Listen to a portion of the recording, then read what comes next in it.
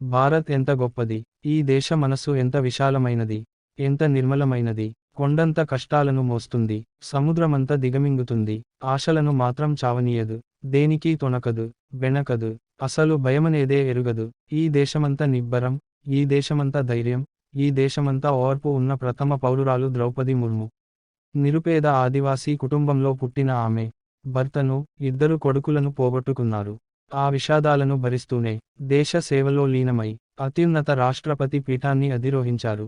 ఒడిశాలోని ఉపర్ బెడా గ్రామం, వారికి పండగొచ్చినంత సంబరం. అందరి ముఖాలు ఆనందంతో వెలిగిపోయాయి, మిఠాయిలు పంచుకున్నారు. ముచ్చట్లు చెప్పుకున్నారు, జ్ఞాపకాలను నెమరేసుకున్నారు. ఎందుకంటే, దేశంలోనే అత్యున్నత పదవి అయిన రాష్ట్రపతి ఎన్నికలో ఆ ఊరి మహిళ ద్రౌపది ముర్ము గెలిచినందుకు. ఆ పల్లె నుంచే ఆమె ప్రయాణం మొదలై, రాష్ట్రపతి వరకు సాగింది. జూలై 21ని ఉపర్ బెడా గ్రామస్తులు విజయ్ దివస్ గా ప్రకటించారు. ఆ రోజు రైతులు పొలం పనులు మానేసి సంబరాలు జరుపుకున్నారు. ద్రౌపది ముర్ము 1997లో కౌన్సిలర్గా ఉన్న రాయిరంగాపూర్ కూడా వర్తకులు స్థానికులందరికీ స్వీట్లు పంచిపెట్టారు. ఇక్కడ సామాన్యులందరూ ఆనందంతో ఉద్వేగభరితులు అవుతున్నారు అని ఆమె సోదరుడు తరణిసేన్ చెప్పారు. ద్రౌపది ముర్ము ఒడిషా నుంచి రాష్ట్రపతి అవుతున్న తొలి వ్యక్తే కాదు, ఆ పదవీ బాధ్యతలు చేపడుతున్న తొలి ఆదివాసీ మహిళ కూడా. స్వాతంత్ర్యం వచ్చి 7.5 దశాబ్దాలు పూర్తవుతున్న నేపథ్యంలో ఒక ఆదివాసీ మహిళ దేశ ప్రథమ పౌరురాలిగా ఉన్నత స్థానాన్ని చేపట్టడం ఒక అపూర్వమైన విషయం. ఇంతకీ ప్రధానమంత్రి నరేంద్ర మోదీ ఈసారి ఆదివాసీ, అందునా సంతాలీ జాతి మహిళను ఎందుకు రాష్ట్రపతిగా నియమించాలనుకున్నారు? Bharatiya Janata party parliamentary board Draupadi ముర్మును రాష్ట్రపతిగా ఎంచుకున్నప్పటికీ బీజేపీ రాజకీయాల్లో ప్రధాన వ్యూహకర్త నరేంద్ర మోదీ అని ఎవరైనా చెప్పగలరు. ద్రౌపది ముర్ము పేరును ప్రకటించడం ద్వారా మోదీ ఒకే రాయితో అనేక పక్షుల్ని పడగొట్టారు. ఒక ఆదివాసీ మహిళను రాష్ట్రపతిగా నియమించడం ద్వారా ఆదివాసీలలో చొచ్చుకుపోవాలని చాలా కాలంగా ప్రయత్నిస్తోంది బీజేపీ. రాష్ట్రపతిగా రామ్నాథ్ కోవింద్ను నియమించడంతో దళితులకు తాము దూరం కాదని నిరూపించుకున్న బీజేపీ ఇప్పుడు ద్రౌపది ముర్ము ద్వారా ఆదివాసీలకు సన్నిహితం కావాలని ప్రయత్నాలు చేస్తోంది. బీజేపీ మాతృసంస్థ అయిన రాష్ట్రీయ స్వయం సేవక్ సంఘ్ కొంతకాలంగా వనవాసీ కళ్యాణ్ యోజన తదితర సంస్థల ద్వారా ఆదివాసీల మధ్య ప్రబలంగా పనిచేస్తోంది. వారి కోసం పోరాడుతున్నామని చెప్పుకునే సంస్థలు, ఇతర వర్గాలు మోదీ కదిపిన పావుతో మరింత ఆత్మరక్షణలో పడతాయనడంలో సందేహం లేదు. అదే సమయంలో అట్టడుగు వర్గాలకు చెందిన మహిళను రాష్ట్రపతిగా ఎన్నుకోవడం ద్వారా మహిళా ఓట్లను కూడా ఆకర్షించేందుకు బీజేపీ ప్రయత్నాలు చేయక తప్పదు. దేశంలో ఆదివాసీలు 8.69%, ఈశాన్య రాష్ట్రాలను పక్కన పెడితే ఛత్తీస్గఢ్ 30.62%, జార్ఖండ్ 26.21%, ఒడిషా 22.85%, మధ్యప్రదేశ్ 21.09%, గుజరాత్ 14.75% లలో ఆదివాసీలు రాజకీయ అధికారంలో కీలక పాత్ర పోషిస్తున్నారు. బీజేపీకి పట్టణ ప్రాంతాల్లో ఉన్నంత పట్టు గ్రామీణంలో, ముఖ్యంగా ఆదివాసీ ప్రాంతాల్లో లేదు. ఉదాహరణకు, గుజరాత్ అసెంబ్లీలోని 27 ఆదివాసీ సీట్లలో గత ఎన్నికల్లో కాంగ్రెస్కు 15 సీట్లు రాగా బీజేపీకి 9 సీట్లే వచ్చాయి. దీంతో ఆదివాసీల్లో పట్టు కోసం బీజేపీ శతవిధాలా ప్రయత్నాలు ప్రారంభించింది. గుజరాత్లోని కేవడియ కాలనీలో 3 రోజుల పాటు ఆదివాసీ జాతీయ మోర్చా సమావేశాలను నిర్వహించింది. ఆదివాసీ ఉద్యమానికి కారణమైన పర్ తపి నర్మదా నదుల అనుసంధానం ప్రాజెక్టును నిలిపివేసింది. దేశంలోని 2854 అసెంబ్లీ సీట్లలో 554 సీట్లు, 543 లోక్సభ సీట్లలో 41 సీట్లు ఆదివాసీలు కనుక బీజేపీ రాజ్యాధికారాన్ని బలోపేతం చేయడంలో వారు ముఖ్య పాత్ర పోషిస్తారని మోదీకి తెలుసు. ద్రౌపది ముర్కు ప్రాతినిధ్యం వహిస్తున్న సంతాలీలకు తరతరాలుగా తమ అస్తిత్వం కోసం, మనుగడ కోసం పోరాడిన చరిత్ర ఉన్నది. బ్రిటిష్ వలసపాలనకు వ్యతిరేకంగా ఆదివాసీ ఉద్యమాన్ని నిర్మించి, ప్రాణాలు అర్పించిన బిర్సా ముండా సంతాలియే. భారతదేశంలో జార్ఖండ్, ఒడిషా, బీహార్, పశ్చిమ బెంగాల్, అస్సాం, త్రిపుర తదితర రాష్ట్రాల్లో సంతాలీలు అధికం. దేశవ్యాప్తంగా 50 లక్షల మంది సంతాలీలు ఉంటారని ఒక అంచనా. వ్యవసాయ కూలీలుగా, గని కార్మికులుగా, అనేక ఇతర రంగాల్లో వారు శ్రామికులుగా పనిచేస్తున్నారు. నిన్నమొన్నటి వరకు వీరికి స్వంత లిపి లేదు. వారిది మౌఖిక భాషే. 1925లో ప్రముఖ సంతాలీ రచయిత పండిత్ రఘునాథ్ ముర్కు సంతాలీ భాషకు ఓల్ చికీ పేరుతో 30 అక్షరాల లిపిని ఆవిష్కరించారు.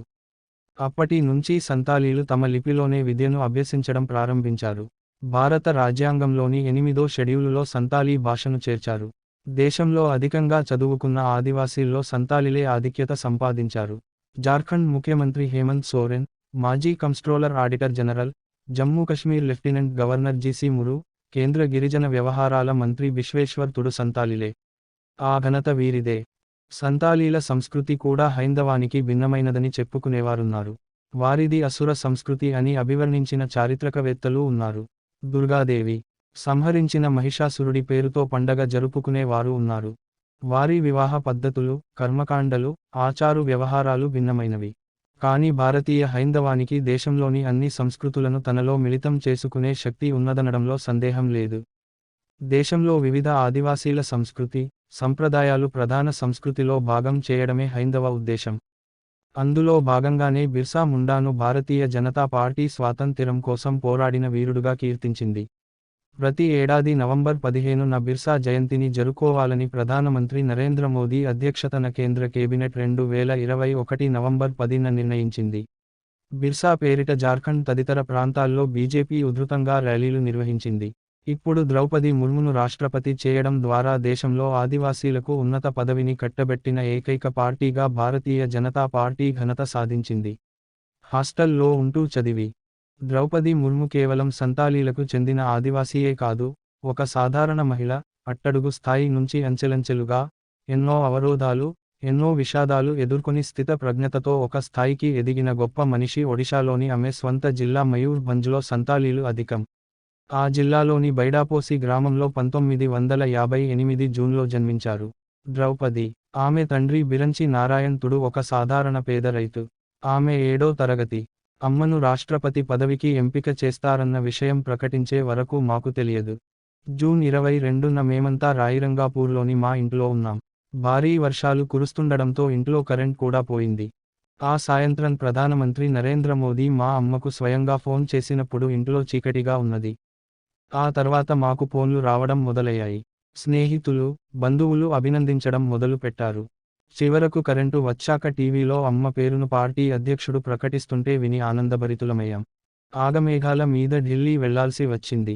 ఆ రోజు బ్యాగులు సర్దుకునేందుకు కూడా టైం సరిపోలేదు. నిజానికి 2017లో కూడా రాష్ట్రపతి పదవికి అమ్మ పేరు చర్చకు వచ్చింది. 5 ఏళ్ల తర్వాత ఆ ప్రచారం నిజమైంది. అమ్మ రాష్ట్రపతి అవుతున్నారని తెలిసి నాకెంతో గర్వంగా అనిపించింది. అతి సామాన్య నేపథ్యం నుంచి వచ్చిన ఆమె తన జీవితాన్ని పూర్తిగా పేదలు, ఆదివాసీలకే అంకితం చేశారు. ఎప్పుడూ ప్రచారాన్ని కోరుకోలేదు. ఎంత పెద్ద పదవిలో ఉన్నా అతి సామాన్యురాలిగా వ్యవహరించారు. నిత్యం ప్రజల మధ్యే ఉన్నారు. టీచర్గా ఉన్నా, గవర్నర్ పదవిలో ఉన్నా ఆమె తనకిచ్చిన బాధ్యతలను నెరవేర్చేందుకు అనునిత్యం కృషి చేసేవారు. ఎమ్మెల్యేగా ఉన్నప్పుడు రాత్రిపూట బస్సుల్లో ప్రయాణించి కష్టాల్లో ఉన్న ప్రజల వద్దకు వెళ్లేవారు. కష్టపడి పనిచేయడం, నిజాయితీ గల వ్యక్తిత్వమే ఉన్నత పదవిని అధిష్ఠించడానికి కారణమైంది. ఎన్ని కష్టాలు వచ్చినా ధైర్యాన్ని వీడలేదు అమ్మ. అదే ఆమె బలం. ఇతి శ్రీ ద్రౌపది ముర్ము కూతురు. ఊరికి ఒక మంత్రి వస్తే తన సర్టిఫికెట్ చూపించానని, దీనితో వారు భువనేశ్వర్లో బాలికల హాస్టల్లో ఉండి పైచదువులు చదువుకునేందుకు అవకాశం కల్పించారని చెప్పారామె. భువనేశ్వర్లోని రమాదేవి మహిళా కళాశాలలో BA పూర్తయింది. బ్యాంకులో పనిచేస్తున్న శ్యామ్ చరణ్ ముర్ముతో వివాహమైంది. వారికి 2 కుమారులు, 1 కూతురు. 1979 నుండి 1983 మధ్య నీటిపారుదల, విద్యుత్ శాఖలో ఉద్యోగం చేసినప్పటికీ పిల్లలు చిన్నవారు కావడం, అత్తింటివారు అభ్యంతరాలు పెట్టడంతో ఉద్యోగం మానేశారు. తర్వాత భర్త ప్రోత్సాహంతో సామాజిక సేవా కార్యక్రమాలను ప్రారంభించారు.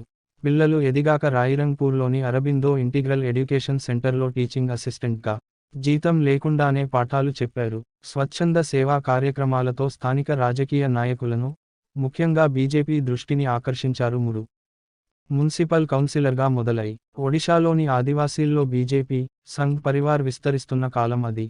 వారి ప్రోద్బలంతోనే 1997లో ఆమె తొలిసారి మున్సిపల్ ఎన్నికల్లో కౌన్సిలర్గా విజయం సాధించారు.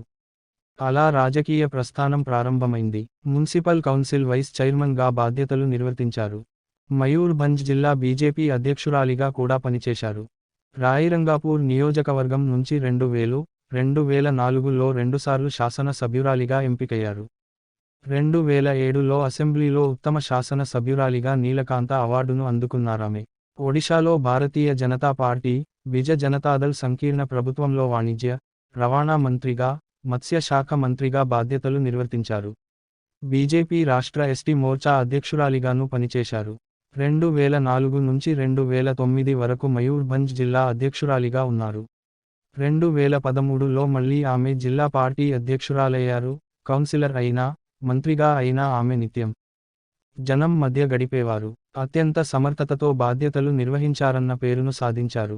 పార్టీ నేతగా మారుమూల గ్రామాల్లో కూడా పర్యటించారు.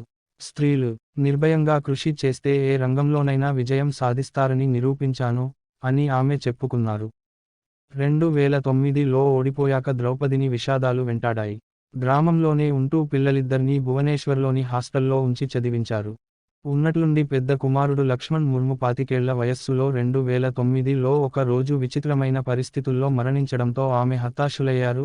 ఆ తర్వాత 4 ఏళ్లకు రెండో కుమారుడు స్నేహితులతో కలిసి తిరుగుతూ రోడ్డు ప్రమాదంలో మరణించాడు. ఈ విఘాతాలకు తట్టుకోలేక ఆమె భర్త మరుసటి ఏడాది 2014లో గుండెపోటుతో మరణించడం మరో విషాదం. అదే సమయంలో తాను మంత్రిగా ఉన్నప్పుడు అండగా ఉన్న తల్లి, సోదరుడు కూడా మరణించారు. దుర్భరమైన మానసిక వేదన, అశాంతితో ఆమె బ్రహ్మకుమారీలను ఆశ్రయించారు. యోగా, ధ్యానం ద్వారా మానసిక శాంతిని అన్వేషించారు. నిరంతరం శివుడిని ధ్యానం చేయడం ప్రారంభించారు. ప్రజా జీవనంలో వ్యతిరేకించారు. ఆదివాసీల భూములను వాణిజ్య ప్రయోజనాల కోసం ఉపయోగించుకునేందుకు వీలుగా ఛోటా నాగపూర్ సంతాల్ పరిగణ టెనెన్సీ చట్టాలకు సవరణ చేసినప్పుడు ఆమె అనుమతినివ్వలేదు.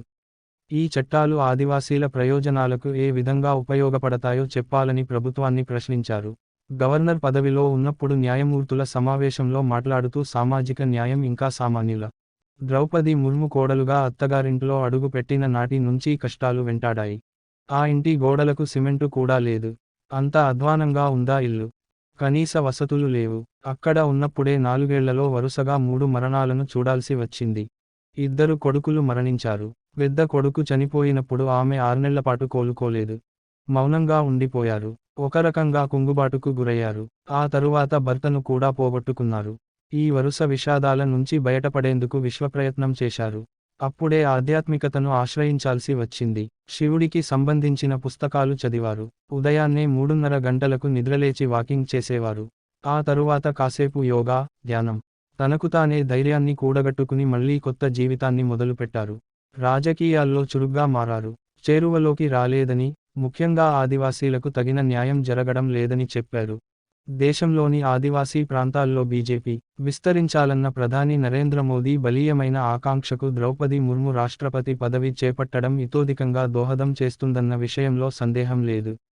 ఆదివాసీల అస్తిత్వానికి చిహ్నంగా ద్రౌపది ముర్ము అచిరకాలం నిలిచేలా చేయడంలో నరేంద్ర మోదీ ఘనత దక్కించుకున్నారని ఆయన విమర్శకులు సైతం అంగీకరించక తప్పదు. న్యాయం జరిగేనా? ఒక ఆదివాసీని రాష్ట్రపతిగా నియమించడం ద్వారా ఆ వర్గాలకు న్యాయం జరుగుతుందా? కూడా ప్రారంభమైంది. ఆదివాసీల భూమి, నీరు, అటవీ హక్కుల కోసం రాజ్యాంగం కల్పించిన ప్రత్యేక నిబంధనలు ఉల్లంఘనకు గురి కాకుండా ఆమె చూడగలరా? గనులు, ఖనిజ వనరుల చట్టాలకు సంబంధించి కేంద్రం చేసిన ప్రతిపాదనలు ఆదివాసీల ప్రయోజనాలను దెబ్బతీస్తున్నాయని వస్తున్న విమర్శలకు ఆమె ఏమి జవాబిస్తారు? 2022 జూన్ 28న కేంద్రం నోటిఫై చేసిన అటవీ సంరక్షణ నిబంధనలు అటవీ హక్కుల చట్టానికి, ప్రజాస్వామ్య స్ఫూర్తికి విరుద్ధంగా ఉన్నాయన్న ప్రతిపక్షాలంగీకరించక తప్పదు. అటవీ హక్కుల చట్టానికి, ప్రజాస్వామ్య స్ఫూర్తికి విరుద్ధంగా ఉన్నాయన్న ప్రతిపక్షాల ఆరోపణలకు ద్రౌపది ముర్ము ఏ విధంగా స్పందిస్తారు? దేశంలో 41% ఆదివాసీలు నిరక్షరాస్యులుగా మాత్రమే కాక దారిద్ర్య రేఖకు దిగువన ఉన్నారు. జైళ్లలో సుదీర్ఘకాలం విచారణ లేకుండా మగ్గుతున్న ఖైదీల్లో అత్యధికులు ఆదివాసీలే.